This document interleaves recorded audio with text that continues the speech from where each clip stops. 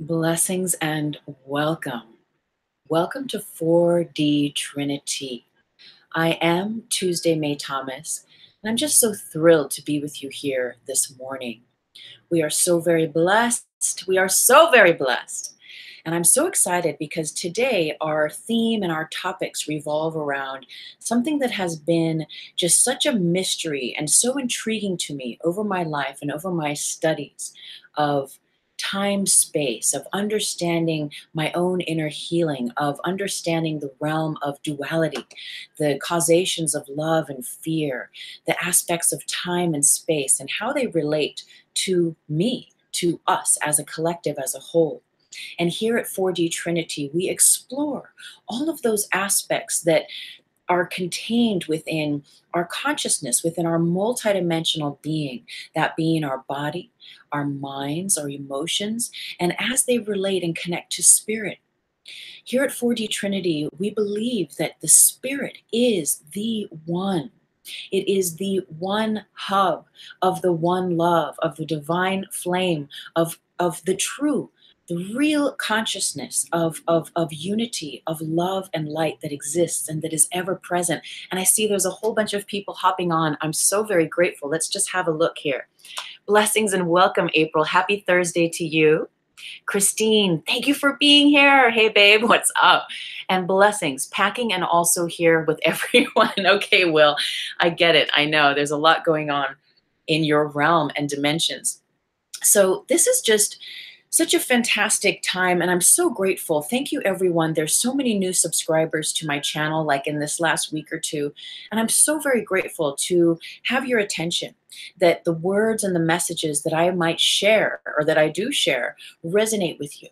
And ultimately, it is in service to myself that I am here.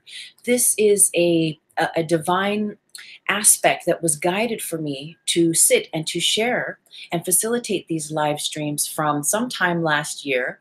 And last October, I got the A-OK from God or from Source, from love, that said, okay, start doing these, start sitting. And I really didn't know what I would be talking about, but I know the hub and the basis of all that we share here is love. It's coming back to love. And it's so amazing because this universe that we live in, the universe of the self that we are, is a part and parcel of all that exists. We are all interconnected, but these parts of us continue to change and to shapeshift. And as we grow, as we become more attuned and aware to those aspects within, we ourselves are invited to a realm of healing, of initiation, of moving beyond fear, moving beyond those realms that had once held us down and held us into a limited aspect of self, into a free and sovereign capability of being and embodying what is true to us, what is the truth on the inside. And what is metaphysics? What is it? Oh my goodness. In my own definition, just here, right now, what I would offer is that it is the acceptance, it is the practice and the study of knowing that there is an invisible realm through which we exist. We are a body, it seems, yet there are many teachings that will offer to us that we are not just a body. Right? We are actually not a body. This is a part of our 3D experience. And so we accept it, we bless it, and it is a tool. The body is a tool while we're here, that we might get to know ourselves better, that we might get to know who we are and come back to spirit. And as we match the aspects truly within us that reside, your truth, your authentic set points of who you are in this world and how you wish to embody that and be that in the world, as we enliven that and come into deeper contact with that truth within us, well, we come into matching that blueprint of our spirit, of our true divine nature. You know, years ago, I studied, and now it really is years ago because it was 2000 to 2003. I studied with a Grand Reiki master. I apprenticed with her for 3 years. And she wasn't only a Grand Reiki master, she was a trance channel. And a trance channel is a being who acts as a medium of sorts for divine or sometimes not so divine entities or energies to channel through, to share information, to share knowledge. And every week she would sit with a small group of us and channel an entity from Siberia called Rasputin. You're probably familiar with him. And also an entity called the Scroll. And there was such wisdom and such divine magnitude of information with regarding metaphysics in her teachings. And that really activated me because there was a part of me that knew that there's a dimension to us, or infinite dimensions to us, that exist beyond this body. And so when we think about metaphysics, we are considering the invisible realm through which we exist in, all of the invisible realms through which we communicate, right, with all of our surroundings, that we communicate with every cell in our being within. All of my experiences with my teacher are compiled in my book, The Reiki Apprentice.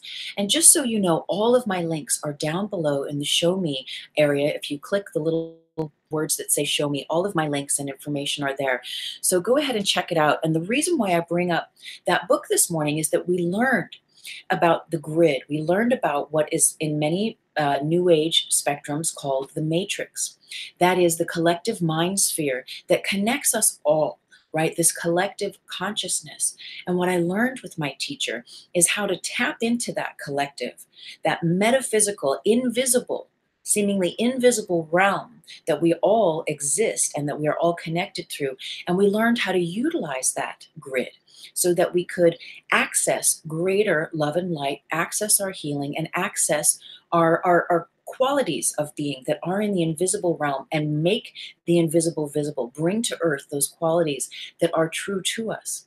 Now, it's very interesting, though, because throughout the years of my learning with this teacher, I also came to understand that there was an aspect where we were quite possibly manipulating time and space. And this is a little touchy subject here, because when we teach, when we share, when we learn all of these teachings, what I fully stand by is that there is no force of will. We are not forcing nature. We are not forcing anyone else's will. If anything, we are seeking to realign our own will so that we can become back to that space of oneness within us, back to the space of truth, which is always love.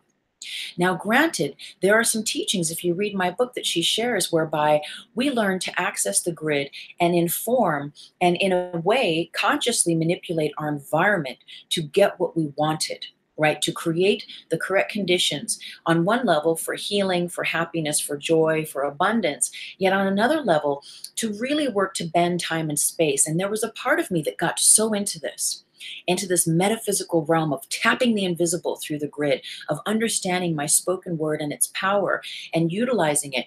Yet I feel that there is a balance with that. There is a balance between knowing who you are and consciously shifting the paradigms within us that align with our truth, versus forcing a will of time, space, people, places, and things. And so it is interesting, the story in there, I do come across different levels of sort of realizing that. And ultimately, I was so enthused with this grid that I came back, right, to LA after living in New York for 7 years, and I wrote my first book. And this is it. It's not published, but it is a book all about the grid and what I had come to become aware of, right, so far. And so in turning in and tuning into those aspects of metaphysics, the metaphysics of what is metaphysics, we understand that we are all mystics, we are all alchemists. Yet, what is the mystic and what is the alchemist's greatest tool? Do you know? Yourself as a mystic, yourself as an alchemist, as a co-creator of your life's experience, of your spiritual experience. What is your greatest tool as this alchemist, right? As this mystic? It's meditation. And I know we say this all the time here: meditate, meditate, meditate. Your meditation practice is what attunes you to the one, to nature, to that invisible realm.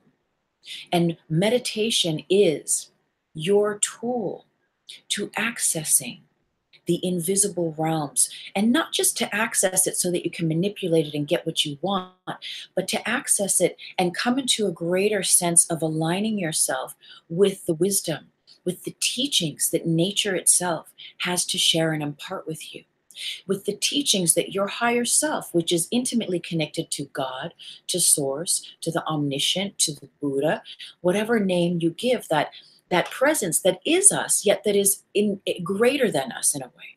And our meditation allows us to move into a deeply relaxed state whereby we receive those downloads. We have infinite aha realizations. And ultimately, it is so that we can relax and turn off the stress hormones and chemicals in our bodies and shift into a state of relaxation.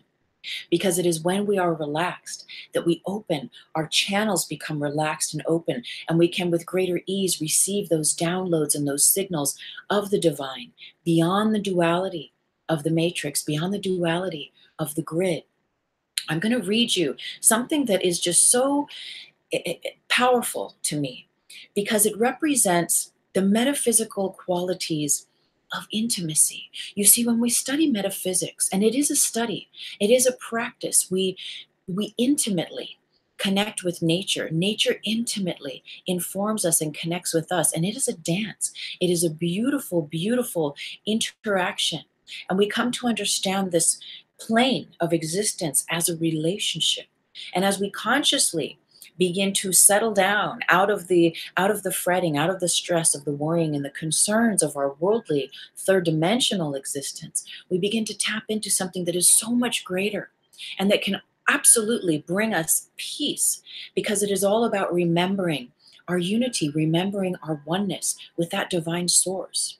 And I believe our higher self is like the Holy intermediary between God, between source, between love, between light. And there's this thing that I say, I remember years ago, my grandmother gave me a little thing to put on my keychain, and it's the acronym for what would Jesus do. And I know some of us maybe have a knee-jerk reaction to the word God or to Jesus, and that's fine. I appreciate your being here and just being open and really interpreting the information I share in ways that best serve you. And what I've learned to do is whenever I'm in a situation where I don't know what to do within myself, I ask, what would my higher self do? What is the guidance of my higher self now? Right? And your higher self is intimately connected to that metaphysical realm of the invisible where you exist beyond your physical body. It is intimately connected to the wisdom of all source, of all love and light. So let me read this page for you. And it's really beautiful. In this book, I had burned pages from my journal and put them into this collective of what the main points that had really moved me at this time of my life. I'm going to read for you now. It's just that the mind gets quiet. The mind being the ego. And when the mind gets quiet, you can hear yourself, which is truth, being. When the mind gets quiet, when the ego quiets down, you can hear yourself, your truth being. And it even gets to that level of you begin to understand and feel and hear and tap the atomic structures of your being that make up this body whizzing around when you become truly quiet. And what happens is this enlightenment happens through our meditation when we get quiet.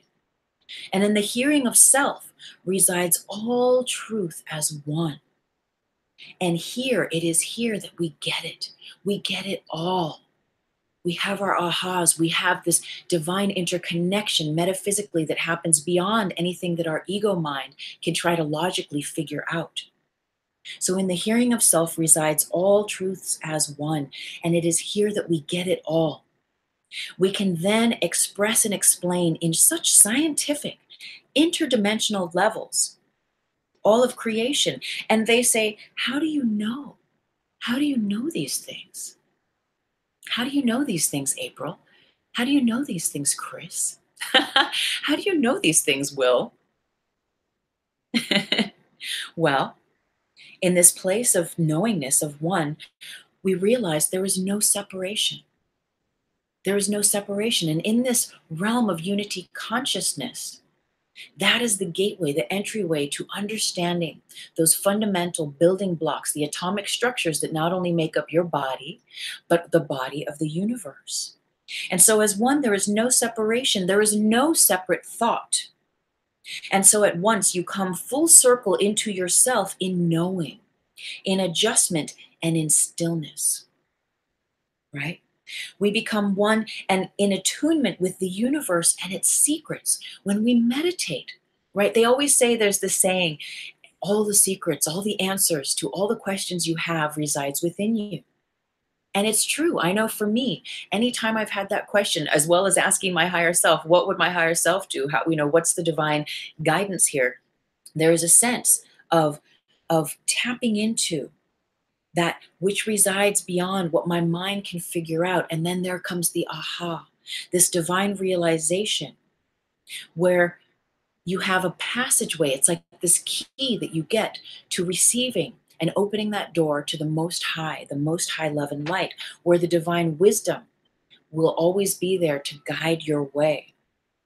So in attunement with the universe and its secrets, though there really are no secrets, it is here that we just come into a remembering of our oneness, a remembering of truth where everything is whole, everything is already healed and blessed. And we remember that we are consciousness itself. And on one level, consciousness is equal to the grids. And the grids is equal to the webbing that connects us all. It is the fabric, in a way, that holds us all together, that we can interconnect through our thought, through our word, through our actions, and have certain experiences through. Yet ultimately, imagine that it is prana that holds us together, that invisible life force energy. And many of us are Reiki students here, and we can consider that prana, that life force, as I always say, it is love force. It is love. It is love that is ever present. And that is what truly holds us together. That is the founding force, the founding building block, right, of all creation. And this is something that really interested me and intrigued me for many years. I'll continue reading. If we eventually get it, and get it all, and all of us get it at the same time, that we are truly one, that we are interconnected, and that all is well in all of creation, will this whole consciousness, right, will this whole grid leave? Will this gridding simply disappear? Will there be any need for it anymore if we are in an absolute non-need for it to be? And isn't that just an interesting proposition? And that's what I've experienced. And that is what has stimulated this 4D Trinity, because I have recognized that there is such a plane of existence that is beyond the grid. And I used to be obsessed with the grid as taught by my teacher, and really using those forces all the time. And in the book, The Reiki Apprentice, we get to the end of the book, and I'm invited to go sit in a flotation tank, or to lie and to have the experience of a flotation tank. And I know some of you here have had those experiences. And the person who was overseeing the float tank, Crash is his name. I had brought my crystals, I brought my moonstone earrings, I had all this gear I was going to take into the float tank with me. And he's looking at me and he says, "Lady, it's not about any of that stuff.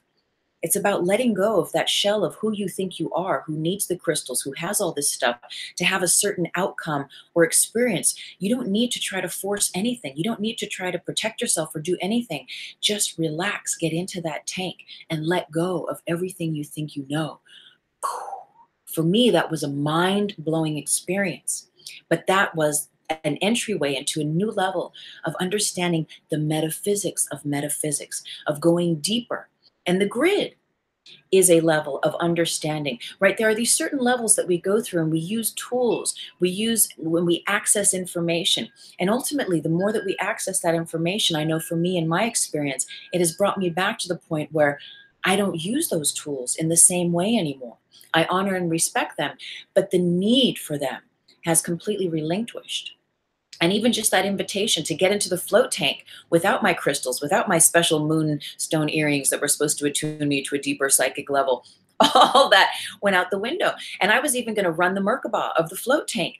And my higher self was like, oh, wow. After hearing this information from the float master, I realized like, I have to go in there fully naked, no energy tools, no trying to like, clear the energy from that tank of people who've been in there before. Like, just forget everything that you think that you know.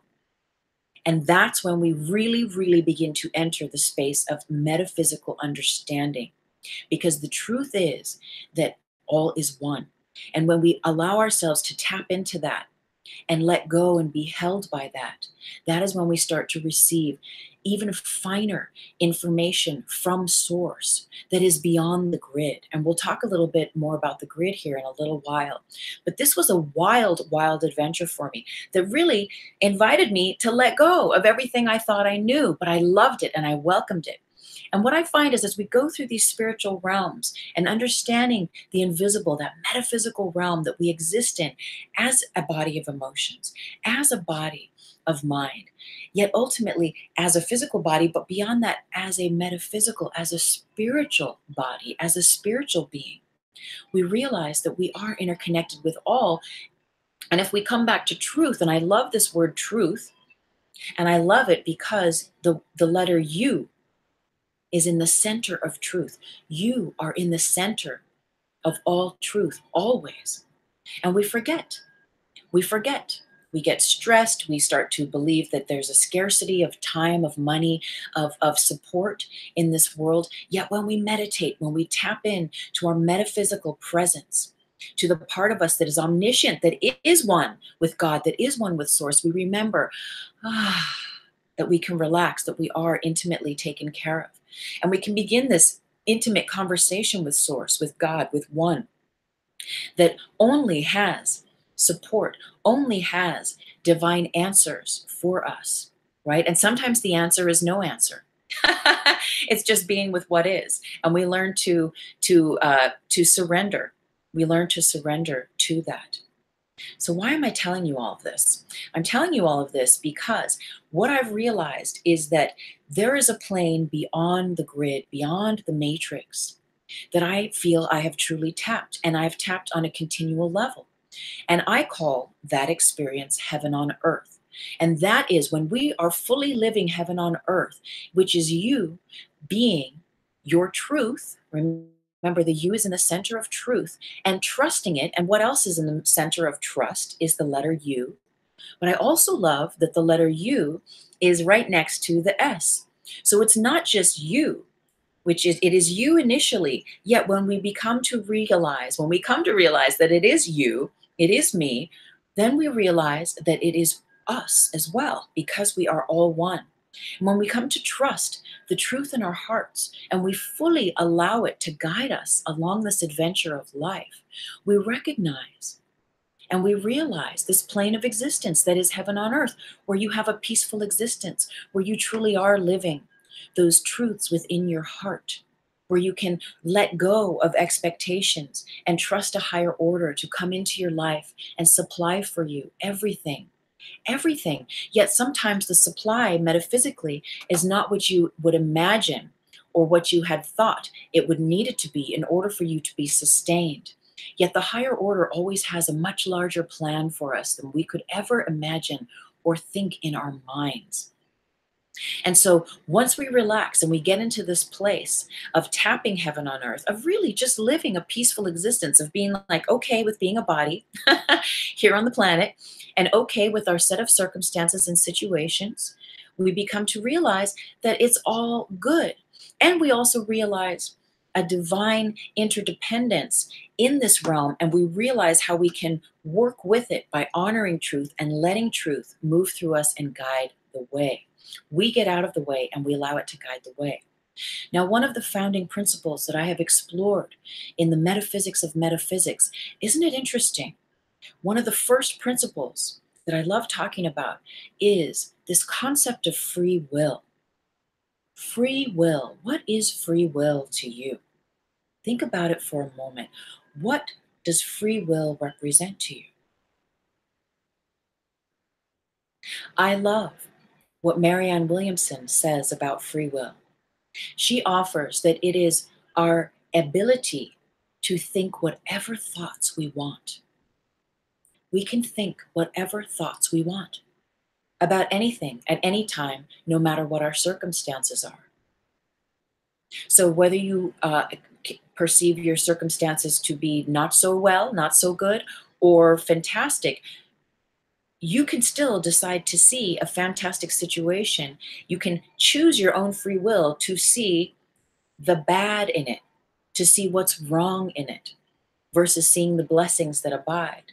And likely so, if you are in a situation, you're a prisoner in a camp somewhere, and you can focus, you can use your free will to focus on what an awful, miserable situation is, or you can focus and use your free will of thought, thinking whatever thoughts you want, to practice gratitude, to see the love and the light in all beings and all things and all situations and circumstances. And this is the kicker, because we are taught in this world to see only, right, to focus only on what we should be concerned about or worried about or stressed about, or what is lacking.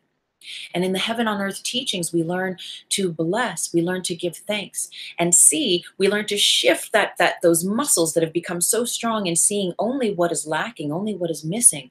And we come to understand and learn and extend our gratitude to that which abides, to that which is truly blessed, no matter how things might look on the outside. So the first principle in understanding our metaphysical being, the metaphysics of metaphysics as a physical being here, is understanding that you have free will. And again, if we consider that free will is your ability to choose your thoughts about anything, you can think any way that you want about anything at any given time. Well, that, right, is where that aspect comes in, that you create your reality. You create your own reality. And fundamentally, it is through your thoughts about your reality that is creating it. And it is through our practice as an alchemist, as a mystic of understanding, is through our practice of meditation that we come to learn and understand how powerful our thoughts truly, truly are. And we begin to learn this intimate interconnection and this intimate conversation that is always happening with the body of the universe.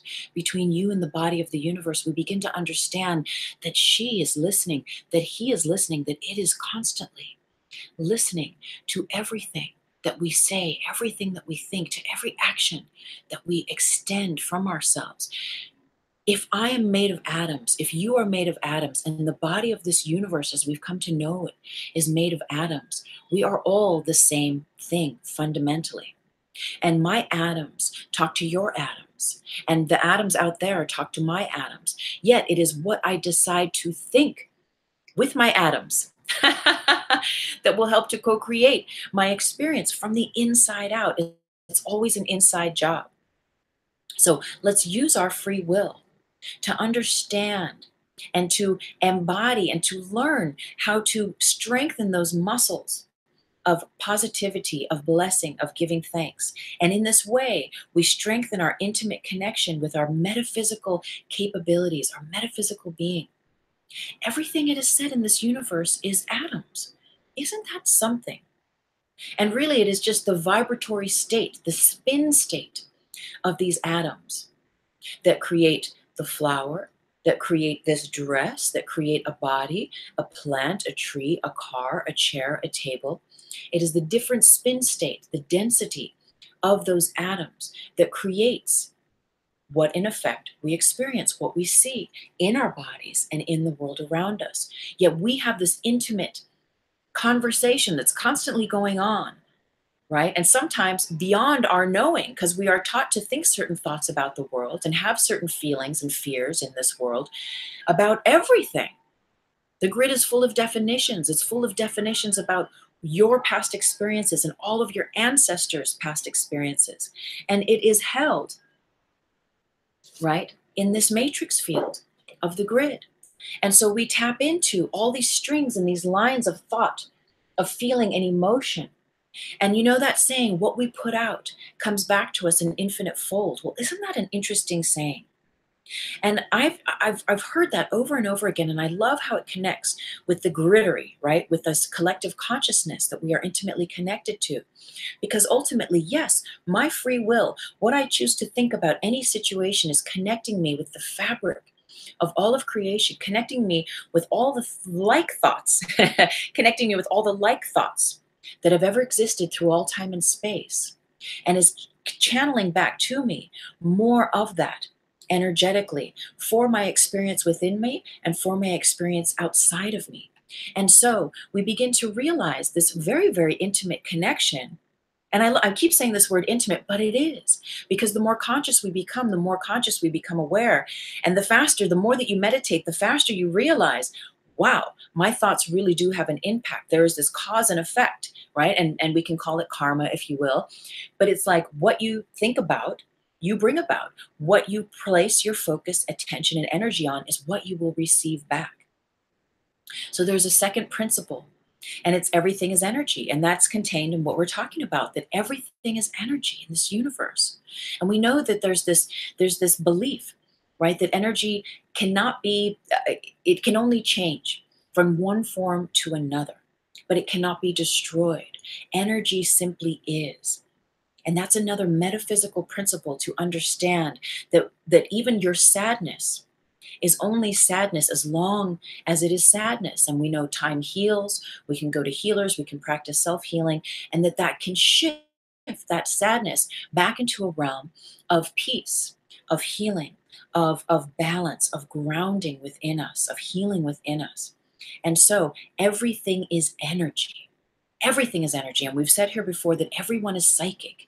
Everyone is psychic, even if you don't think it's true, right? Last week we were talking in last week's 4D Trinity about that aspect, about how when you even look at someone in a coffee shop, even if you glance at them, they know it psychically for a second. They might look up from their coffee and look at you, or look around to see who's looking at them. I was talking about how I was in the gym recently, and I just happened to look at someone's shoe while I was working out, and they felt it. They weren't even looking in my direction, but they felt it, and they looked up to see who was looking at them in their direction, at their energy. We're all connected. Everything is energy. And so the thoughts that we have and we hold intimately connect us with this dimensional plane of our metaphysical being. And I'm just going to check in here for one moment. Expand, expand. Blessings. Thank you so much for being here. I'm so grateful that you're able to join us this morning. And so the next principle is that like attracts like. Like attracts like. So again, we think about the grid, and we think about our free will to have and to hold and to think about things in any way that we wish, that is truly our free will, no matter what is happening. And that is your metaphysical superpower, is for you to change, as if you are, like a superhero, right? And the universe can show you all sorts of resistance, all sorts of limitations, all sorts of stuff, right? Yet it is your free will and how you decide to perceive it and how you decide to think about it that allows and excites the atoms within you that make you up, to allow an extension in how the atoms that make up your environment and your surroundings become excited too. If we are all one, and we are and if we are all interconnected, then what I think about you is what you're going to think about me. What I think about that table is what that table is perchance going to think about itself and reflect itself back to me in being. What I think about my finances or my health is exactly what is going to be focused on it. So what I'm going to bring back to me. And so the metaphysics of our metaphysical being is understanding that it all begins within us, within you. And again, that first principle, you have free will. If you take away anything this morning from this show, I invite you to just really know and be secure in knowing that you have the free will to think about anything in any way that you choose to. And as we become conscious, as we meditate, as we sit, as we begin to attune to those finer frequencies of all of creation, we become more aware of how our thoughts can affect our feelings. They can affect how we activate this hologram that we live in and that surrounds us. And so the metaphysics of metaphysics is understanding that you are an energy body, that you are not just a body, that you are an energy being, constantly transmitting. It's like this crystal, right? Crystals are transmitters and they are also receivers. They receive information constantly. That's why a lot of crystals require cleansing or clearing from time to time. They are constantly picking up information and they are constantly sending out that information. Some crystals hold different healing qualities and some hold others. And so we use them first chakra, second chakra, crown chakra, whatever it might be for certain aspects of healing. What is your guidance? But ultimately, we are just like this crystal. And in some of my meditations, I've even had downloads where the divine source was telling me that there are crystals within our cells, our DNA, which I call our direct network antenna, intimately connect us, right, to the grids, to other thoughts. If I have free will and I can think about anything I want in any way I want, well, so does everyone else. And it's how my thoughts intersect with your thoughts or their thoughts or the thoughts of all creation that will in turn come back to meet me and in turn create a reality for me to experience in this 3D. So like this crystal, we are constantly receiving information. This whole universe is full, right? The metaphysics is the invisible realm. It is the first principle of all creation. We are receiving information and we are broadcasting it out. And what we are doing here at 4D Trinity is that we are learning to be conscious. We are learning to move from being unconscious to conscious, right? We are learning to place our attention and awareness in alignment with the truth that is love and light, so that that is what fills us, that is what fuels us, that is what instills its powerful nature into us, so that we can be in the world and not be of it, that we may bridge heaven on earth through this physical body, through this vehicle. Again, we are not just a body. In Ayurveda, they talk about the koshas, and there are many different teachings that will talk about the causal body, the emotional body, the mental body, the astral body, and they all have very different meanings. And it's these levels, these invisible realms that we begin to tap into and we understand. Much of us are Reiki facilitators. We understand if there's an issue with the knee, sure, yes, the physical body requires a certain healing, but we also understand metaphysically that there is by a great chance, an aspect that is due to this, that is emotional and that is mental.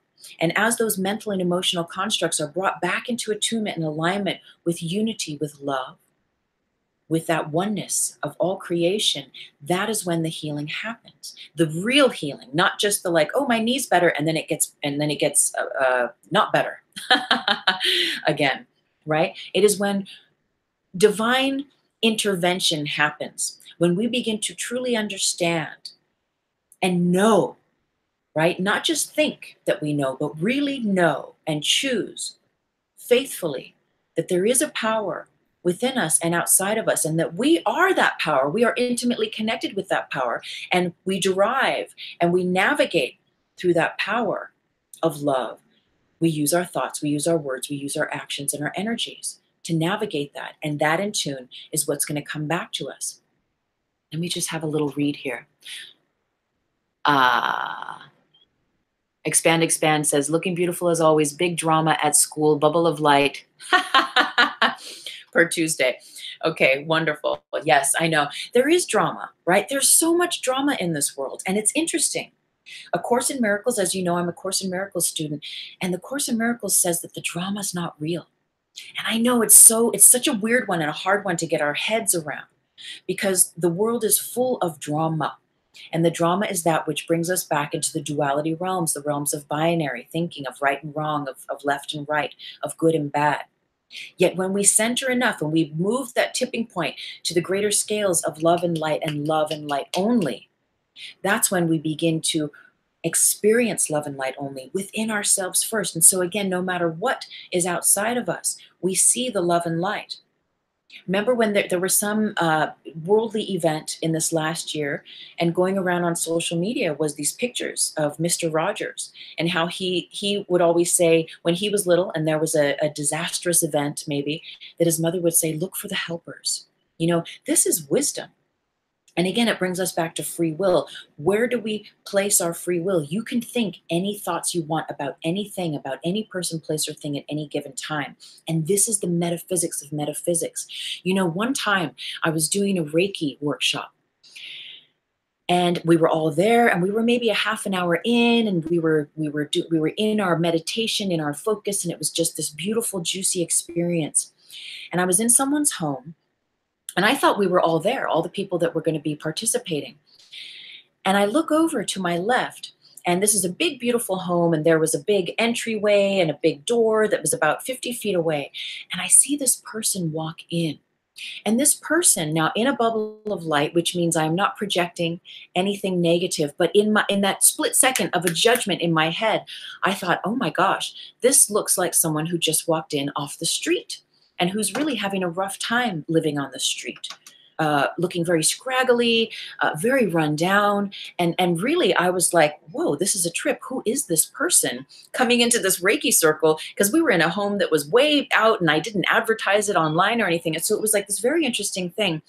And in the moment that I caught myself creating a judgment or having a judgment of like, who's this scraggly person walking in here? I flipped it. I instantly flipped it, and I saw God. I chose to see love and light, and my heart opened. I chose with my free will how I was going to think about the situation, and I extended love and light to this person as they were walking in to the group, into the center, and I said, welcome, hello. And I'd never met this person. I didn't even know who this person was. And they came in and they said hello, and they were very kind. And it happened to be the son-in-law of the woman whose home I was facilitating the Reiki event at.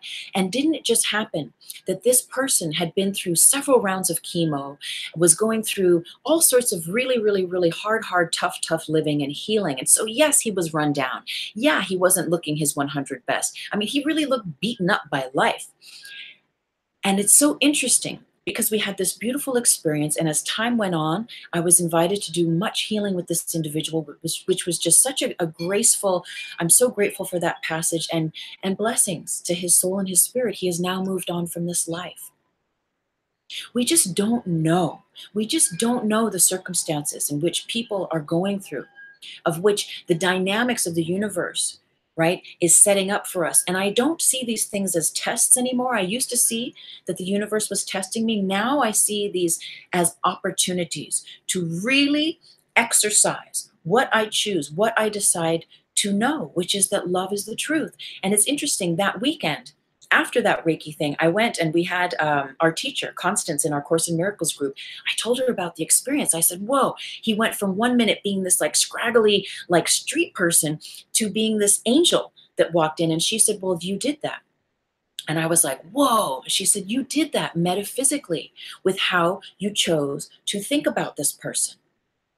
And since then, I've had experiences, you know, whether you're in the supermarket, you're at the gas station, you're in line somewhere, or you're just walking down the street, which I know is very rare here in the States because we are all in our cars. But from time to time, we might take a walk.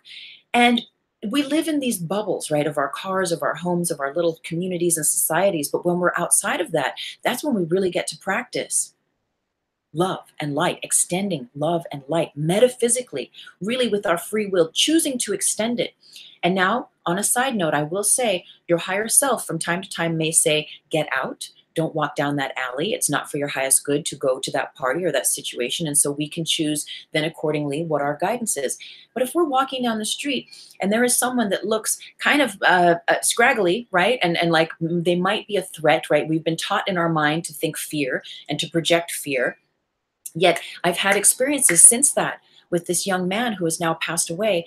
I've had experiences where I've been like, do the metaphysics of metaphysics, extend love and light, even beyond that fear, even beyond whatever the world, just all those judgments. And instantly the judgments drop and we move from separation consciousness, from duality consciousness to unity consciousness.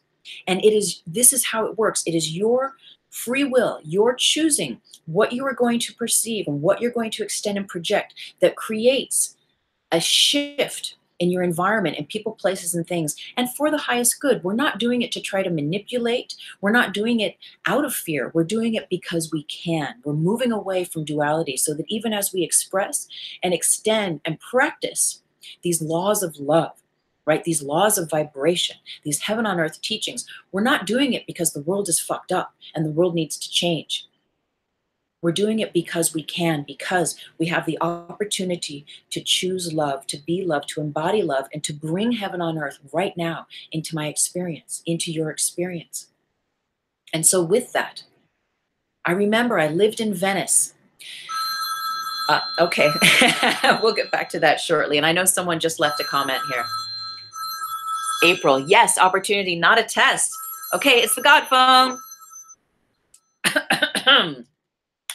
Hello? Ah! God, hello. Yes. We're talking about the metaphysics of metaphysics, the invisible realm. God says, I live there. In the invisible, are you in the visible? Oh, and in the visible. Okay, but primarily in the invisible. Right. Well, blessings. Thank you for giving us a call this morning. What's up, God? God says you are love, you are light. God extends love and light to everyone here, everyone that will watch this show. Oh, blessings. Thank you. Myself included. Thank you, God. I welcome that. Okay, you want us to have a look at A Course in Miracles, and we're just going to do a little short one? Ooh. Oh my gosh, that's so interesting. Okay, let's do that this morning. That we've never done that before. Okay, awesome. Thank you, God. Namaste. Namaste. All right. How cool is that? So as many of you know, I'm a student of A Course in Miracles. Course in Miracles is a mind training that really just shifts us with exercises, tools, meditations, and lessons from a fear-based thinking into a thinking that is based in love. And ultimately, we move from thinking love to knowing that love is the truth. And this is so very powerful because usually God has us, talk about a certain thing specifically, but in the book, chapter 1, there is the meaning of miracles, and there are the principles of miracles, and there are 50 of them. And God this morning said, invite viewers to choose a number between 1 and 50. And I don't know how many we're going to get through, but we'll do a couple. So please, right now, if you're watching, and I know there's a bunch of us watching, thank you so much for being here. I'm so very grateful. Choose a number from 1 to 50 and put it in the comment box, please. And I know there is a little lag between what I'm saying here and when you receive it, so there might be a moment. So I might play the drum for a minute. But Expand says, yes, I am surrounded by opportunity. LOL. Yes, that's right. Opportunities abound. Every moment we are given the opportunity to choose love. So I invite you to choose a number between 1 and 50. Oh, look, there's already numbers. I haven't even had a chance to get on the drum. Boom. Okay, we'll come back to the drum later because you're already responding. So let's have a look at your numbers and at A Course in Miracles and what these principles of miracles are. So we have the first one is 11. Let's see. Ooh, 11. Okay, expand. Prayer is the medium of miracles. It is a means of communication of the created with the creator. Through prayer, love is received, and through miracles, love is expressed. And that is the premise of this book, is that the true miracle is your perceiving of love.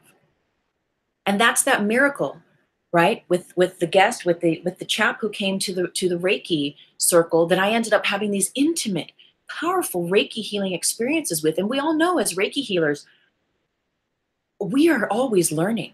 We are always students, and that it is such a humble opportunity and a gift to share in these ways with individuals, especially those with a terminal illness, right? Especially those that are veering towards death. Prayer is the medium of miracles. So when we pray, again, we did a whole thing on prayer, and I'll look for it, and I'll put a link here. And if I haven't got to the link yet, go to my 4D Trinity playlist. There's a whole 4D on the power of prayer.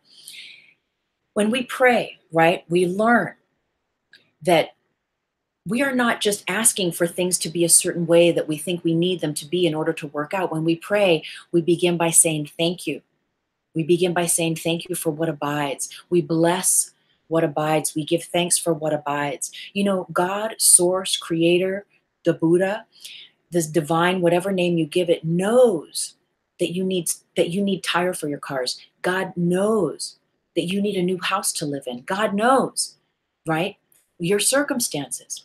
And so while, yes, it is a practice to have a sense of what things we would like to shift in our lives, what things we would like to have, what new tires we would like to have for the car. There is a sense of praying and blessing. And it's really, when we pray, we are instilling our faith.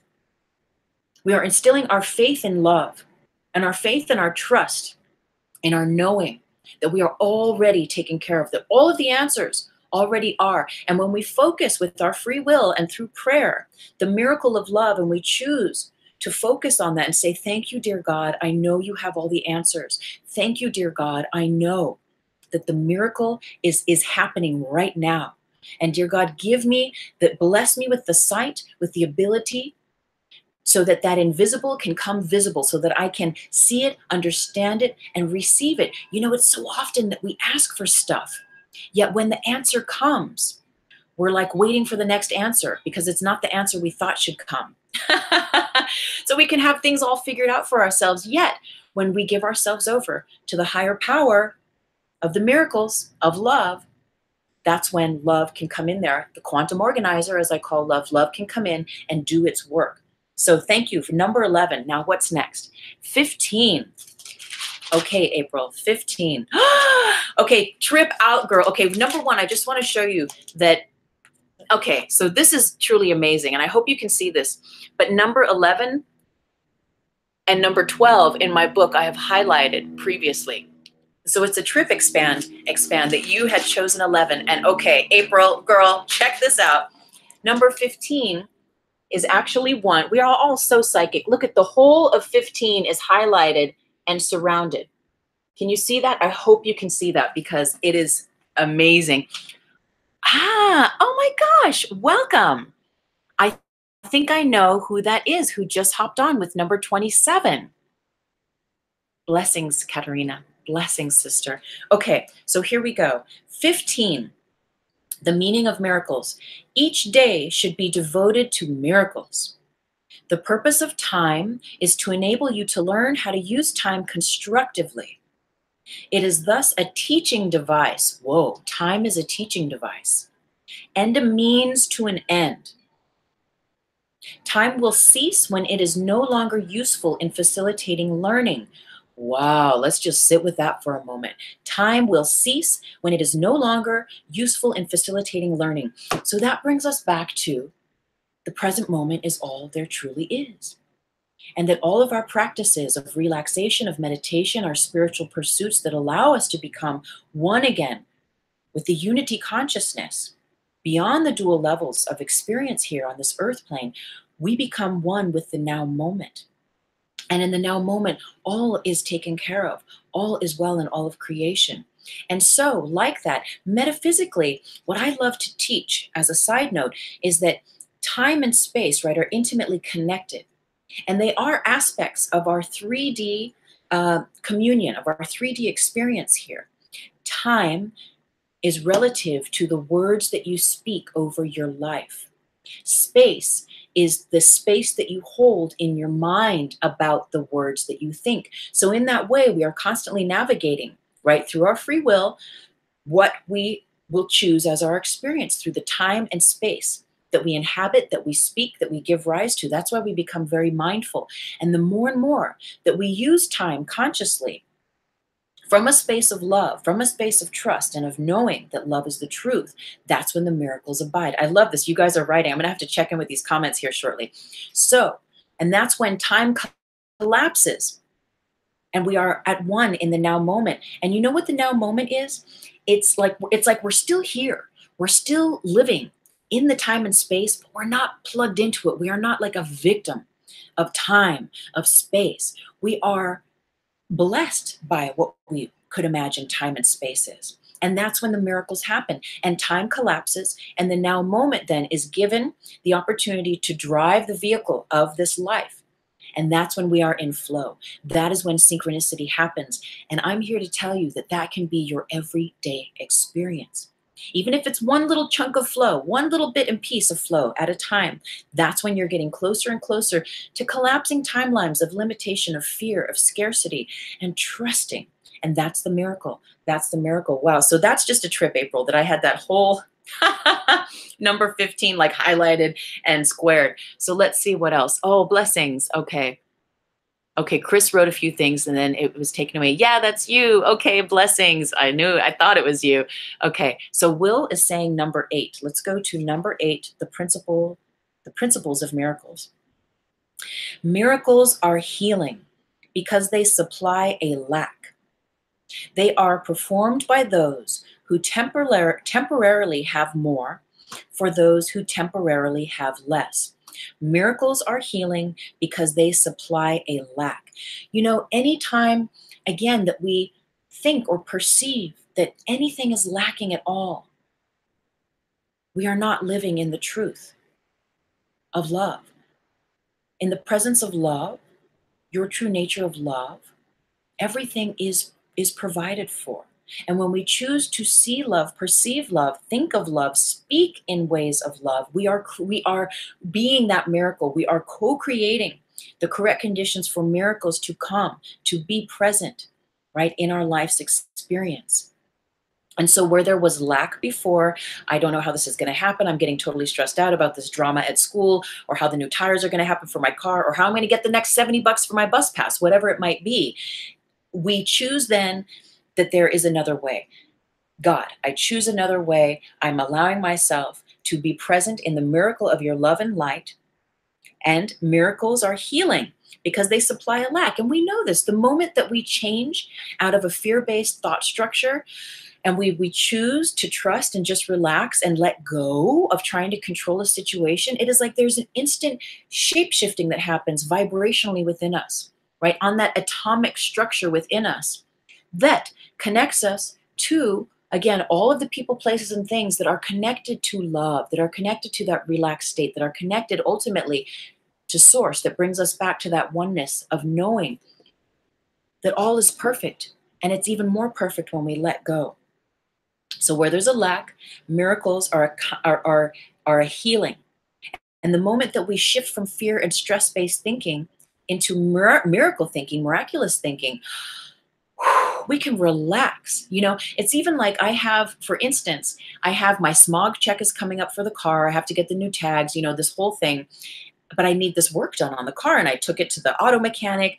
He said, oh, we need all these supplies. So he said, I'm going to order the supplies and I'll let you know. I'll give you a call. Well, he hasn't called and the date is coming. And you know, the car registration, if you pay by a certain date, it's this amount, but if it's later, it's this, and it keeps going up and up. And I'm going, wow, we're getting closer because it's the beginning of March when I need to have all the payments in. So I call him yesterday and I say, hey, I'm just checking in. I'm not sure if you had my phone number still. I just wanted to make sure if those parts had come in. And he said, oh, I didn't say I was going to call you, blah, blah, blah. And okay, fine. Fine. And he said, yes, I do have the parts in, you know, but you can't come in until next week. So I have this huge job. And so what is my point in telling you all of this? My point is that I then later visited my grandmother and she's very concerned. Did you get the parts? Did you go fix the car? Because the time is coming up for your registration. I'm like, I know, Grandma, I know. And so, you know, she was beginning to get her grandma way stressed about it. And I was like, and she wanted me to get a little stressed, you know, to have this conversation. And I was like, but you know what, Grandma? And she's a woman of faith. She knows, but we remind ourselves. That's the beautiful thing with this number 8 too, is we remind ourselves. We're all human. We get stressed, right? Grandma's a wonderful woman of faith, but in a moment, I reminded her, I says, but you know what, Grandma, I have faith. It's all going to work out perfectly. And in that moment, that conversation could have gone to stress, stress, stress, stress, stress. And let's talk about all the things that could go wrong, how it's going to be this expensive and blah, blah, blah, and blow it up. But no, boom, nip it in the bud, shift it. That's the miracle right there where I said, but you know what, Grandma, it's all going to happen perfectly. I have faith. And she goes, you know what, you're right, Mija. And that was it. End of conversation. So where there was a lack, miracles are a healing because they supply a lack, right? Where there is a lack, the miracle can supply a healing. They are performed by those who temporarily have more for those who temporarily have less. Speaking of our Course in Miracles teacher, Constance, I remember she referred to Reiki in that way, where someone who comes, maybe they need an emotional healing or there's a physical healing, whatever it might be. In that time-space dimension, they're coming to you for a healing, or you might be going to them for a healing. And the person who has that greater faith and connection to source, who is that channel, in this case, a Reiki facilitator, will supply the miracle where there is a seeming lack. And so temporarily, the Reiki facilitator has more in a way because they are in tune and aligned with oneness, with source, with love. And where there is a lack, where there is a healing, an imbalance required, whether you even go for a massage, right? That masseuse has more juice to give you through the massage where you need to release some tension, some stress. And so in that way, miracles are performed by those who temporarily have more for those who temporarily have less. Okay, so let's go on. Okay, number 27, Katarina, let's go ahead and check this out.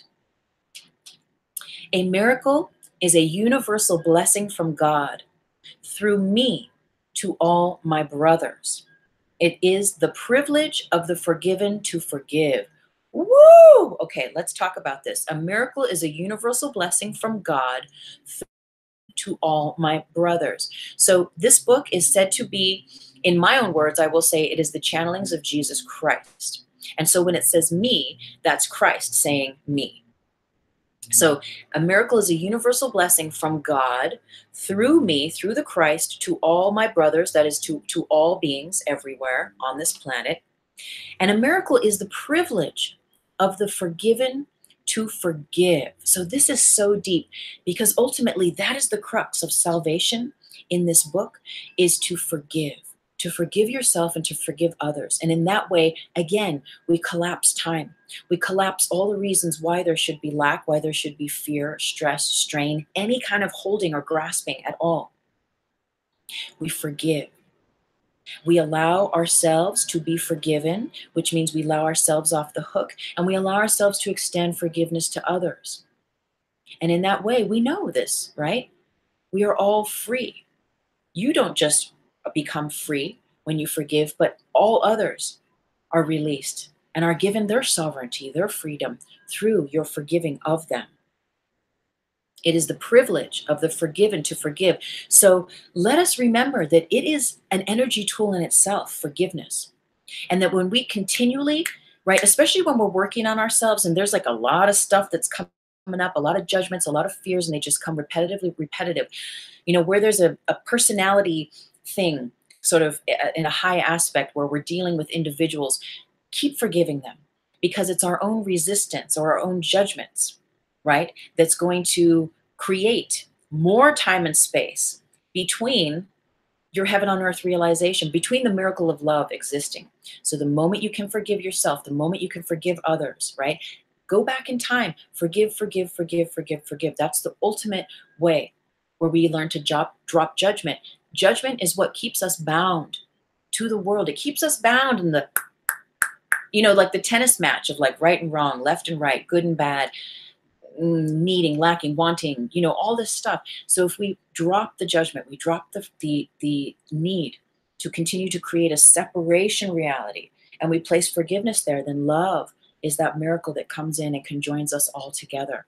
And so we realize that love is the truth, and that is the greatest miracle of all. Okay, beautiful. And number 15, yes. Okay, so that's so powerful. Thank you, everyone, for contributing to this this morning. That is just so very powerful. So I wanted to talk to you, or maybe I don't know if it's for today. Well, I think it is. Before we sort of finish up, if there's any questions you have, right, about the metaphysics of metaphysics, please drop them in the comment box and we'll have a little conversation about that as we wrap up. I did want to do a little meditation with the drum at the end here, but I wanted to talk to you specifically about my new book, right? How to Manifest with the Law of Vibration, why the law of attraction will only take you so far and how to surpass it. Now, what I've realized is that, you know, when you have a baby, you have a book, you get to nurture it, you get to bring it up, you get to, you know, facilitate the correct conditions for it to be its most beautiful, its best, its healthy in the world. And for me, my babies are my books. And I've come to a point where it's time now to make the press kit, the digital thing, to go and to talk to interviews, you know, to get on radio shows and to do all this stuff to make it into this next level of really being a conversation point and to share the teachings. I even was guided to apply to be a TEDx speaker. This book told me to apply regarding the law of vibration and what I learned in it. Now, if you know me and if you have read this book, you know that there's a chapter called Burn Your Vision Board. The premise is that I was creating with the law of attraction, through the law of attraction, aspects and things in my life that I thought I wanted, that I thought would make me happy. And the bottom line was, yes, I did experience joy. Yes, there was absolutely a divine synchronicity and a divine way. If it wouldn't have been, if it wasn't meant to be, the relationship I was in, the situations would not have come. Yet what happened is that the Prius on my vision board and the lover that I created through using the law of attraction, well, that lover attempted suicide in that Prius, in that car. I had manifested both of them. I was so proud of myself because I had manifested this man and this car using the law of vibration. And isn't it great? And it was great for a while. Yet there's dimensions and there's layers to the truth of this, because the bottom line is that, I mean, how disturbing is that the person I created with the law of attraction attempted suicide in the car that I created with the law of attraction too? Well, that made me do a 360 and come back into myself and really explore, what do I really want? What is the truth? And was I miscreating? Was I using forcibly through my willpower, through using law of attraction, these things without heart? And that's the premise of my book, is it's like, it's great to ask for things and to know what you want and to say yes and to claim, you know, your health, to claim your abundance, to claim your well-being and all that good stuff. Absolutely. Yet there's an aspect of, if what's coming in is not resonant and is showing you weird things, like how my situation was showing me, where is there the heart missing in the equation? You know, and the truth of the matter, which is really, I say it with all of my respect and love to my ex, is that the truth is that the person that ended up being is not what I really wanted. And so in creating what I thought I wanted, I was misled and taken away from the truth in my heart, which was something only once after all these disturbing situations had happened, that it took me to a different place of realizing that what I created, what I thought I wanted, was not actually the truth, and what the truth in my heart knows is true to me, which is beyond wanting. Because if it's the truth in your heart, then it already is a part of you. And then it's what we get to do is create the correct conditions for that to be added unto us. Because if it's in your heart, the true truth, then it cannot help but be yours. And there's a divine alignment, right? That God, Source, Buddha, you know, is always working with us to bring these aspects into alignment for us. So the point why I'm telling you all of this is that I applied to do this TEDx, but from this angle of like, I miscreated with the law of attraction and I created this horrific, you know, circumstance. And now I'm living by the law of vibration, which is really being in tune with your heart. And once we are in tune with our heart, yes, let's use our law of attraction practices, you know, let's do all that. Yet let's be very mindful that what we are asking for from the universe is in harmonic resonance, is in true alignment with your authentic, integral self. And that's a practice in itself. And I don't regret anything. And I bless the experience because it has brought me back to the heart of myself, back to the truth, back to the law of vibration of what is really true to me. So in that way, I consider law of attraction a tool, right? A tool for really getting to the heart of who you are, bringing us into the law of vibration. But as it's coming and I'm working on this press kit for this book and I'm thinking, oh, what are my talking points? And the first chapter, it's all about this awful situation of what I created and this circumstances. And the more I sat with it, the more I thought, you know, I really don't want to get up on a TEDx stage and talk about this situation. But now I've already put the application in. And if they contact me, then I'll know it's God's way of saying like, no, you're gonna change the way you're thinking about this, and we're gonna do this, and I'll show you how. And I'll let go to that. Yet for me personally, I realized I don't want to, you know, even on the back of the book, I tell about this whole thing that I was obsessed with the law of attraction. 5 years ago, I conjured my perfect lover in this Prius with my vision board and affirmations. And then this awful thing, they attempted suicide. This whole way that at first I was guided to share the teachings and to sell the book, if you will, is not in resonance with me now. It's not in resonance with me now. And so this is why I've been having a hard time creating my press kit or my talking points for this whole book, because I don't want that to necessarily be the angle of where I'm coming at. I don't want to get on a TEDx stage and talk about this disastrous situation that happened in my life. You know, although it is true, it's absolutely true. And perhaps if that's what's for the highest good and needed for the message of this ultimate teaching of law of vibration, heaven on earth realization to come through, then so be it. I allow myself to be that channel. And again, like I said, I'll allow the divine source and God to show me what to do, what to say, where to go, and do all that stuff.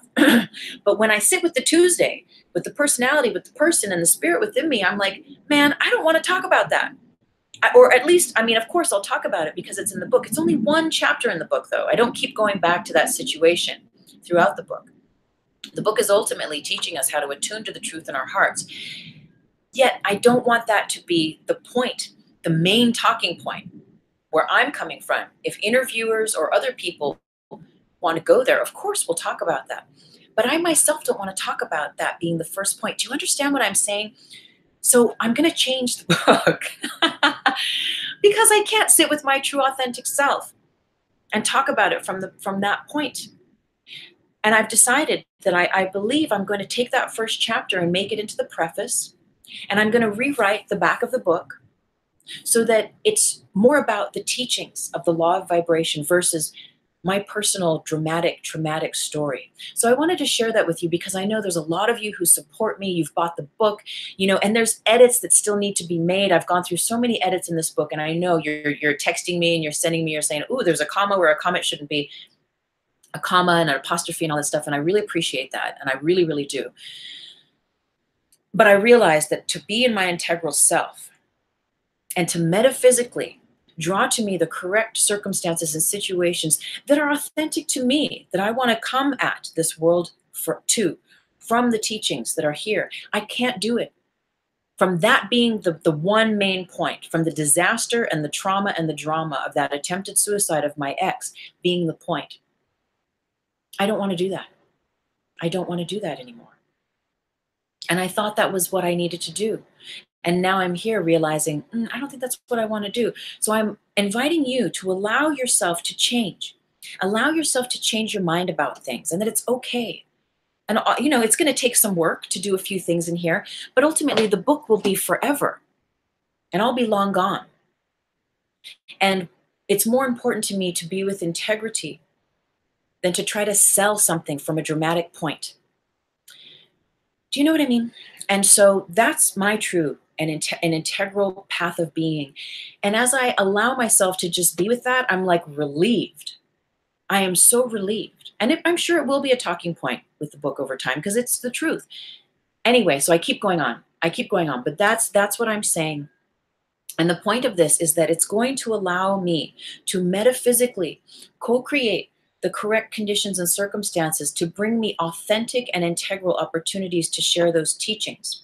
Whereas if I was just going from a point that isn't of value and isn't in alignment with me anymore, then I'm going to get more things that are not true, integral, and in alignment with who I want to be, with how I want to show up, with how I want to experience life, with what I know the truth in me is.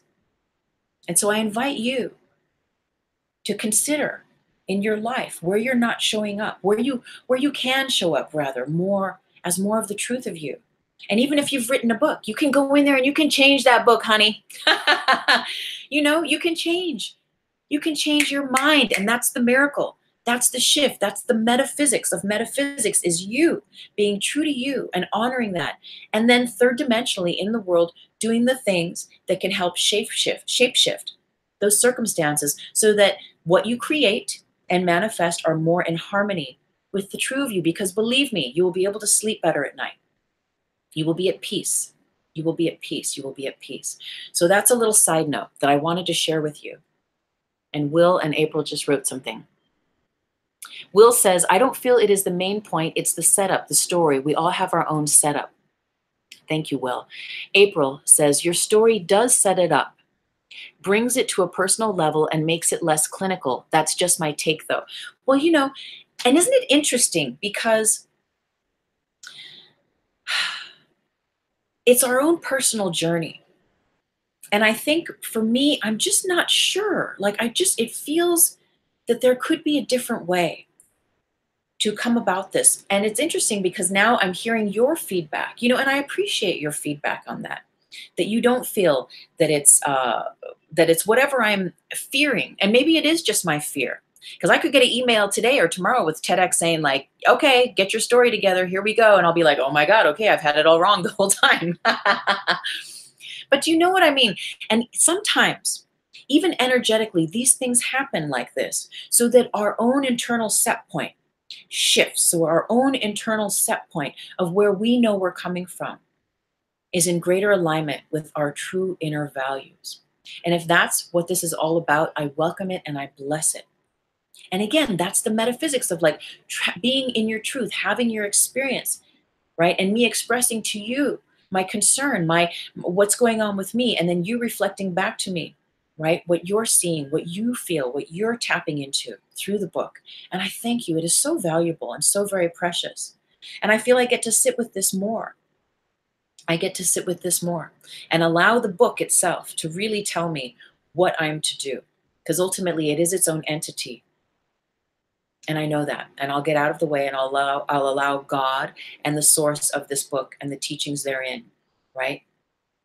To be their maximal love and light, to be a miracle for myself and others. So thank you for your feedback, Will and April. I know you guys are great supporters of my work, and I thank you for that. So what we're going to do is we're going to go into the grids. Okay. So again, the grid, let me just show you for those who are just joining us that are new to this. This stick figure is you.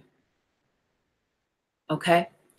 Every thought you have extends out from you and connects you to the matrix, to the collective consciousness that we all share as a network of mind, of thought, of word, of deed, of action, emotion, through all time and space. So all thoughts that have ever been reside in the grid. Okay. What we put out, we connect to, comes back to us. And we connect into those grids through our thoughts, through our words, through our actions and deeds. Right?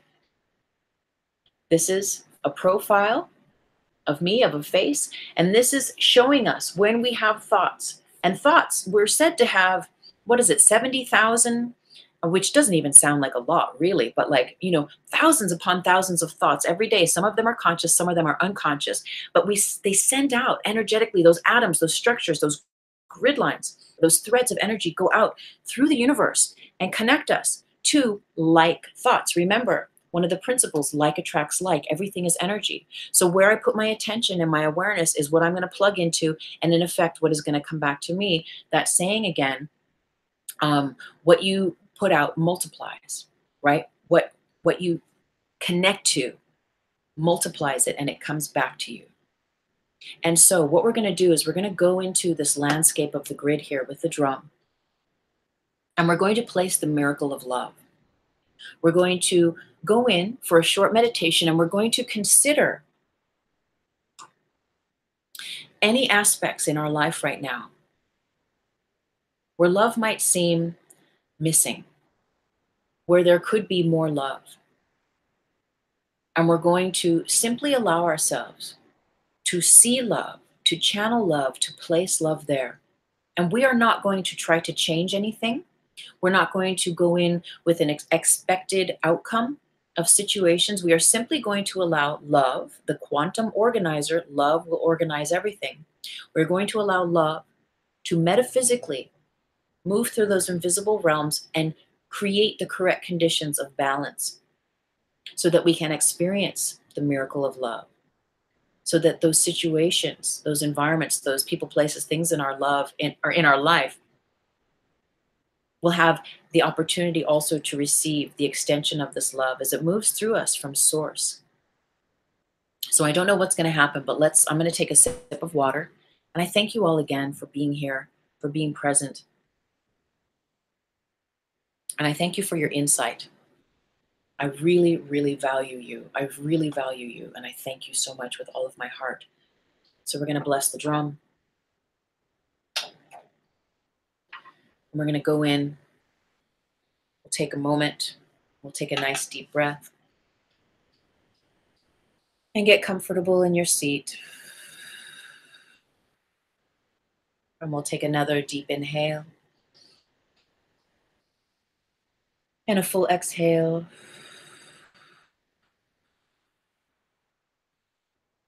And one more deep inhale. And a deep exhale.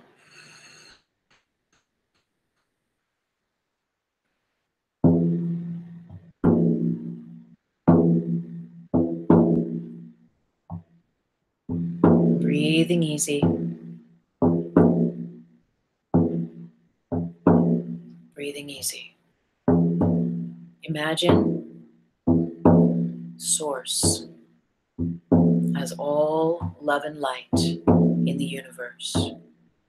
Imagine that Source, that love and light, is eternal, surrounding you, moving through you, like a field, an ocean, beautiful, beautiful light, beautiful love. And we're going to imagine this love, this light moving through the top of our heads into our hearts. We're going to imagine shrinking ourselves down. So there's going to be a version of yourself that's still seated where you are, and a version of yourself that you will shrink down and place in your heart. Place yourself in your heart. Take a breath in and a breath out.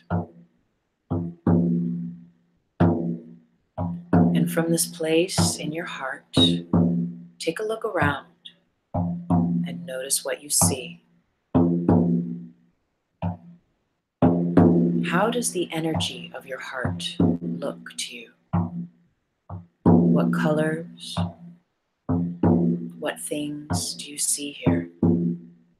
What do you feel in this sacred space of your heart?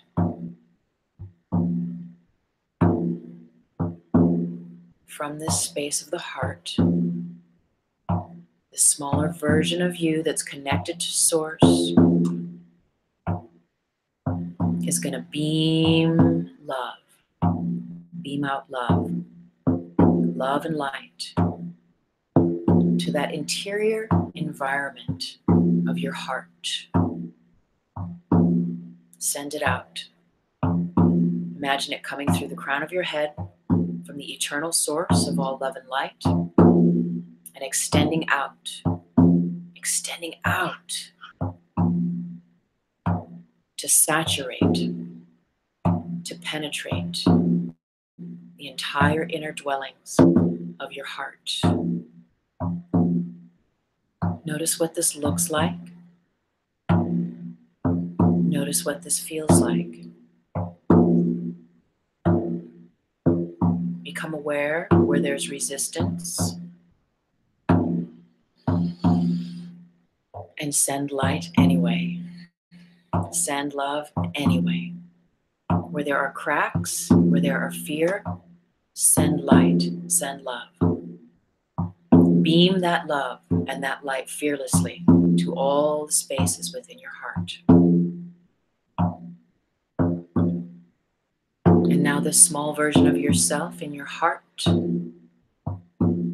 gets up, turns around, and sees an energetic elevator in your spinal column at the back of the center of your heart, center of your chest and heart chakra. The elevator doors open and you step inside.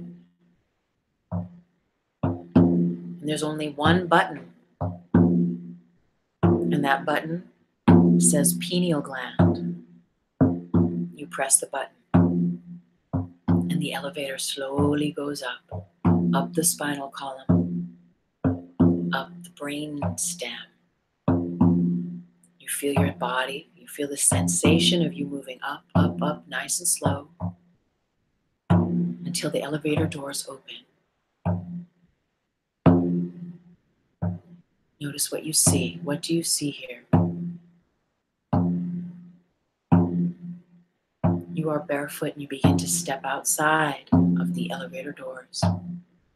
And you notice the sensation is kind of squishy under your feet. And you look down and there's a labyrinth of love, labyrinth of light under your feet. You keep walking forward and you see a beautiful, beautiful pulsing orb of love, orb of light. And the light calls you in. The love calls you in. And it is so bright, the closer you get, the closer you come. You cannot see below you, above you, below you, either side of you. There is simply white light. White light.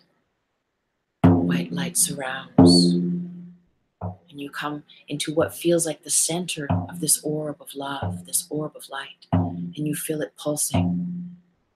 You feel it pulsing all around you. All around you. You feel it penetrating you, every cell of your being. You feel it. And you are guided now to turn around. And you can only see this beautiful bright light, but your hands are guided forward. And you feel under your palms 2 knobs, a knob under your left hand and a knob under your right hand. And as you begin to play with these knobs and turn them left and right, a screen appears in front of you. And you see that this is the screen of your third eye vision. This is the screen of your light sight. Notice as you look on this screen, how clear or how fuzzy this vision is through this pineal gland, through the screen that represents that third eye vision.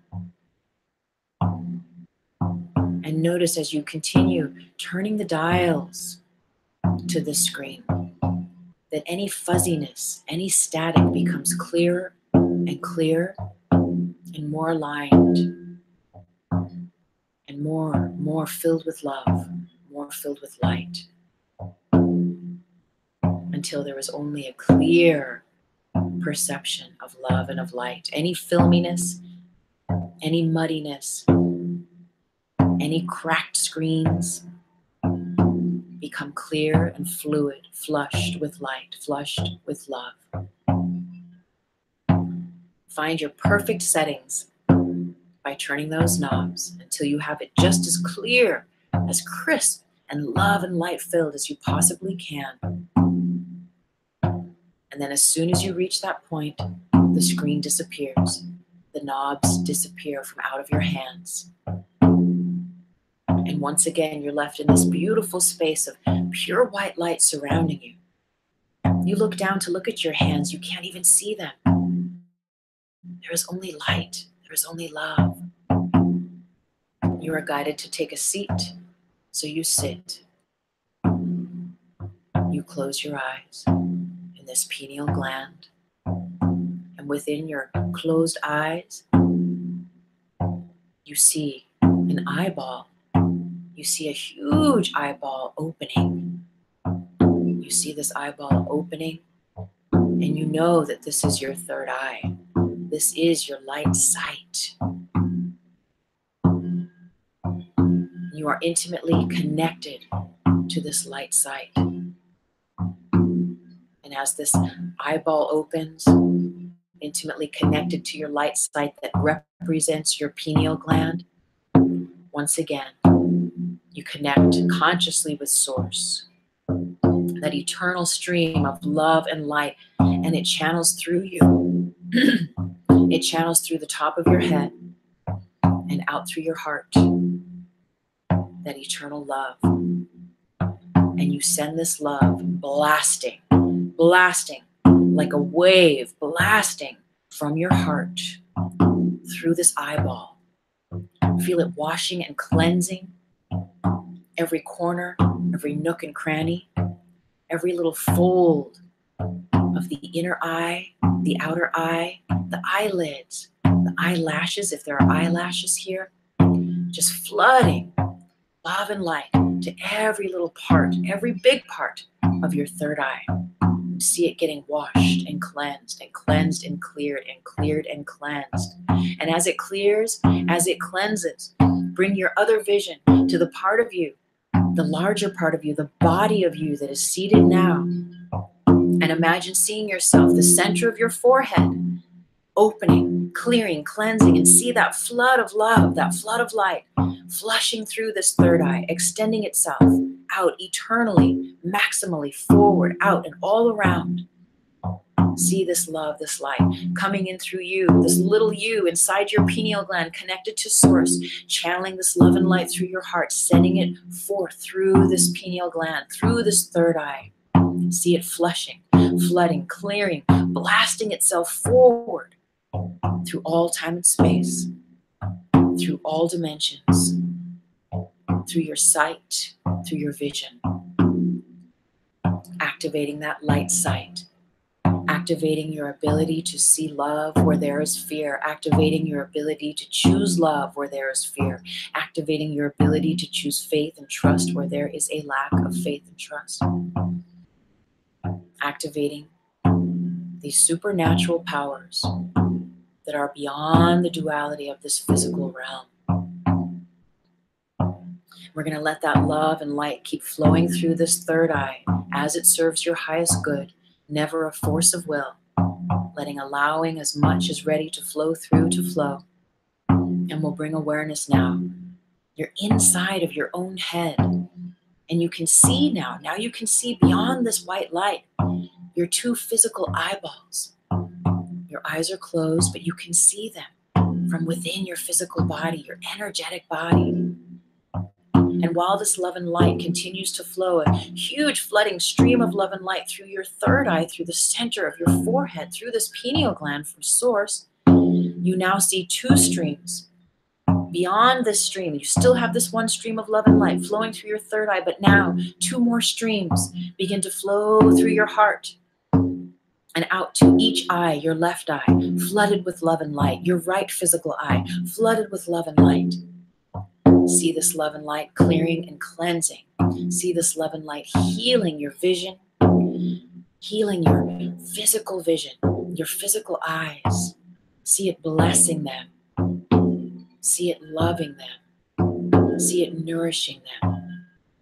And allowing the correct conditions to be created so that the physical eyes can practice a greater level of perceiving love and light in the world, love and light in your brothers and sisters, love and light in what you see on TV, love and light in what you think is real in your life, love and light through your circumstances, love and light through those you have difficulties or judgments with, through those you have issues in the past with, love and light, love and light, love and light.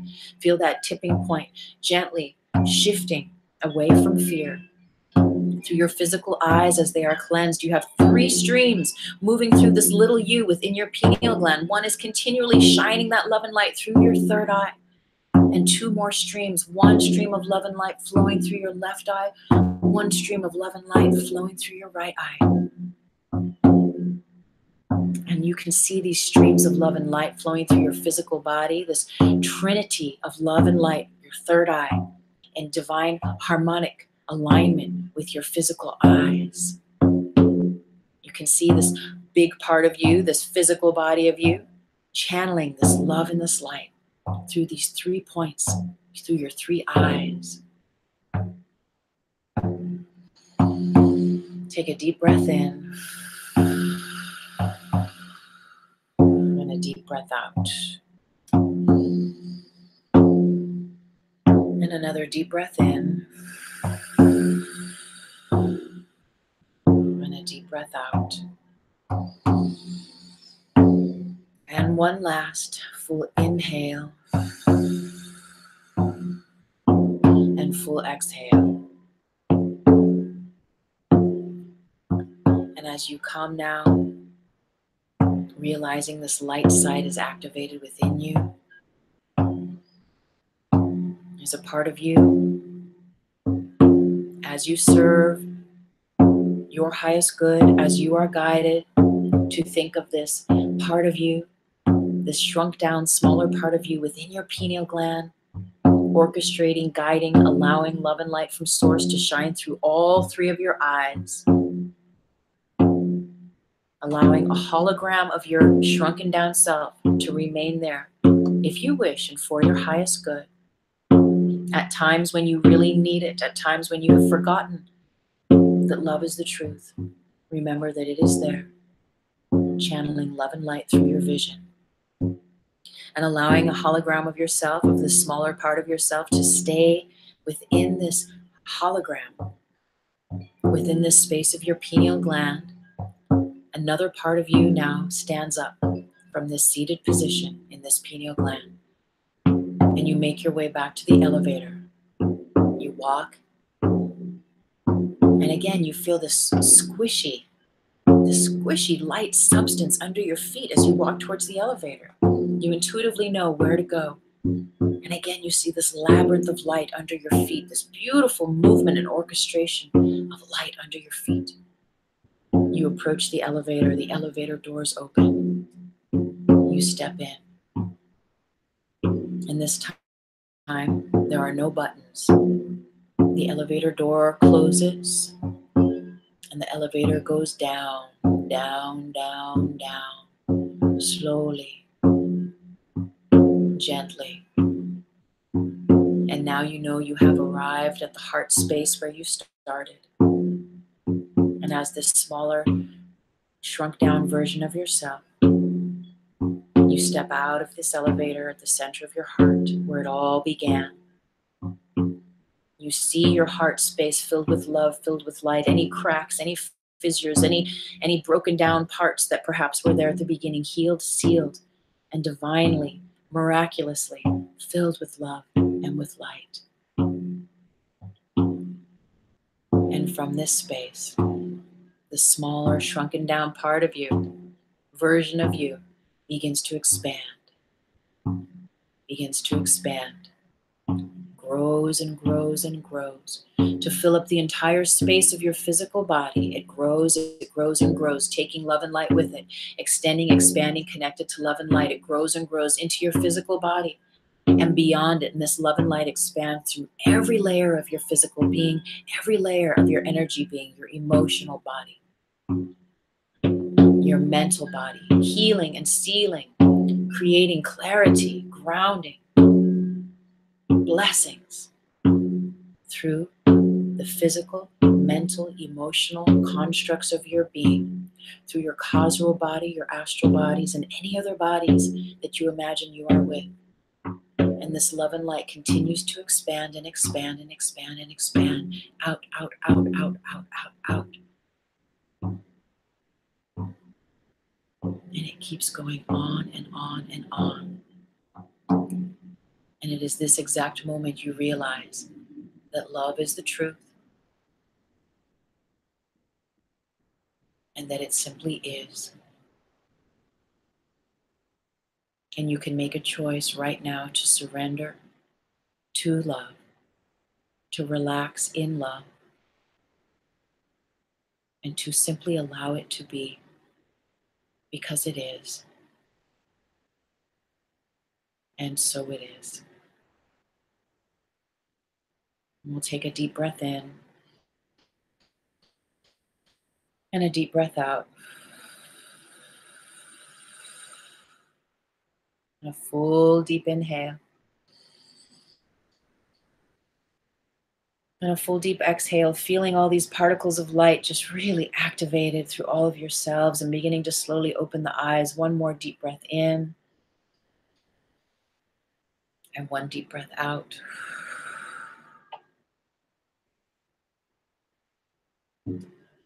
Wow. Beautiful. You know, it's that causal realm. It's that realm. What I feel is akin to the Planck position in quantum physics, right? We keep breaking down the particles of what we are beyond the atom to smaller and smaller aspects of what we are, of what everything is. And it's said that there is a place, there is a plunk, there is a position of 0 point. And it is this 0 point that I believe, the plunk position, that is the causal state where nothing is what it is yet, but it has every opportunity and possibility of becoming whatever it could be. Everything is nothing and everything is everything. And on that causal realm where everything is just percolating, where atoms are particles and then they're waves and they're flashing into and out of being, any possible adventure in your life that you can imagine for yourself that brings you joy is there for you. And it is at that plunk position that we choose. It is the closest superposition to the now moment, that when we align and we choose with love and with light and we allow the miracles in, that miracles are made way for. They're given way to, and they are invited in, and so they are for us. But remember, we can choose, and we choose with our free will that which we would have as our experience. Wow, I'm so very grateful. Thank you so much for hanging out, everyone, this morning. Thank you, new subscribers. And again, all of my information is down in the Show Me box. If you're not a subscriber to my website, go to my website. It's down below, tuesdaymaythomas.com. You will receive your free copy of my book, The Higher Self, Blueprint of Mastery. You can read and check out more about my other books at my website. And when you subscribe, you'll receive my newsletter. I'll be sending out a newsletter here shortly to my subscribers. We can keep in touch. And I thank you, and I bless you, and I welcome you. And again, if there's any last offerings or any last questions about anything, we'll hang out for another few moments, and I welcome them. And if otherwise, I'm so very grateful again for these experiences we share together. I'm so, so very, very, very grateful. I thank you with all of my heart. Thank you. Thank you, April. I'm so grateful. So grateful for your audience. You know, without you, there is no us. And that's the truth. That is the truth. That is the truth.